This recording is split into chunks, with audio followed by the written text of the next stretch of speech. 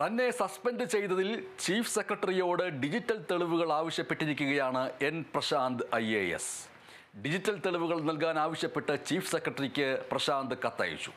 രേഖകളും തെളിവുകളും നൽകാത്തത് നിയമവ്യവസ്ഥയുടെ ലംഘനമാണ് എന്നാണ് കത്തിൽ പറയുന്നത്.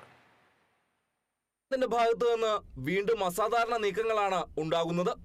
ചീഫ് സെക്രട്ടറിയോട് ചാർജ് മെമ്മോയിൽ വിശദീകരണം ചോദിച്ചതിന് പിന്നാലെ സസ്പെൻഷൻ ആധാരമായ ഡിജിറ്റൽ തെളിവുകൾ കൂടി നൽകാൻ ആവശ്യപ്പെട്ടു.